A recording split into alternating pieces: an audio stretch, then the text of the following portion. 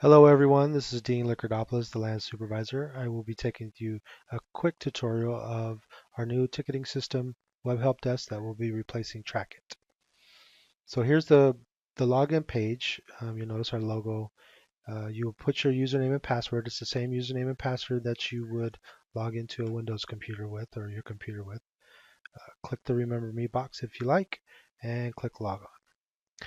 Once you logged in, for the first time, it will automatically take you to the user profile page, which here you can update your phone number and put in a location in a room. This is very important and it is required. It won't let you save if you don't enter a location in a room. And I understand if you travel a lot or you don't have a set place, you can put the DO and um, pick one of the departments.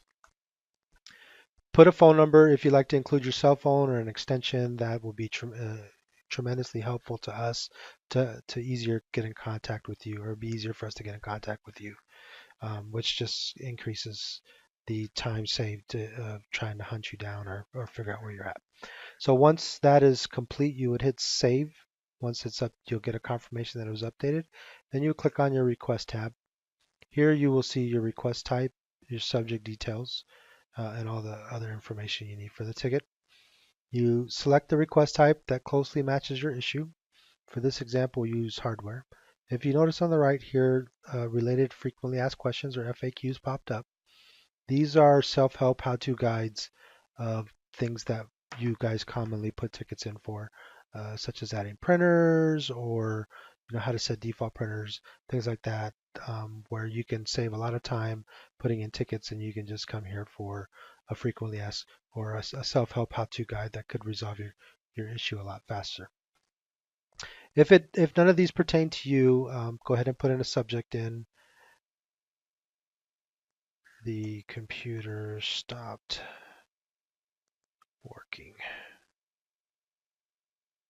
and shut off. So here is just a brief subject line. It doesn't have to be very detailed, but just kind of a brief synopsis, a brief uh, thing. The same thing when you would put in an email, for example. Then you'd put your request details. I was working on a Word doc and my computer just shut off and now will start. And then fix these little typos. So the more details you put in here, the better. That saves us time from having to ask you a lot of questions. We can quickly start troubleshooting your issue.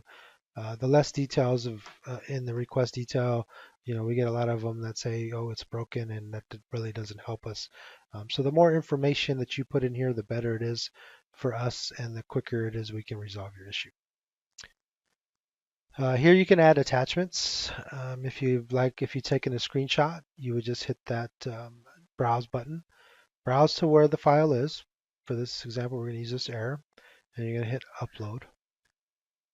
And you can see here it attached it, and this is the error message. So this helps us. So if you have screenshots, you don't need to email them to us. You can just attach them right here to the ticket.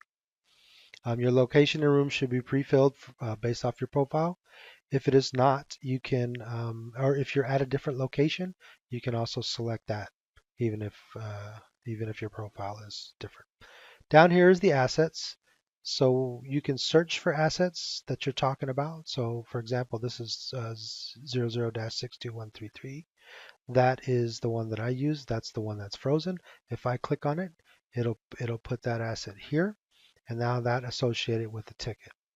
You can also search for assets if it doesn't pop into this list. Once you're done, you can just come down to the bottom left and hit save.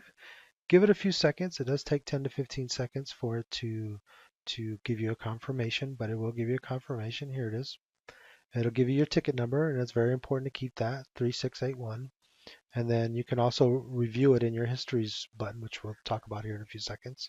And then you'll also get an email confirmation that your ticket was submitted. If you click on the histories button, you can see your ticket here, 3681. If you click on this link, you can get all the details here, and as well as add notes to the ticket so that the land can see those notes. the email confirmation that you do get, which will look like this. So it'll be from PUSD IT support. It'll, basic information. It'll have a link to your ticket and also the information that we put in. You can simply reply to this email and say thank you for the help or add additional information and hit send, and it'll automatically update that ticket. So it's very important that you're constantly checking your email for these emails, because this is how we will communicate with you. So that is the end of this tutorial. I hope it was informative and look forward to you guys using the new system.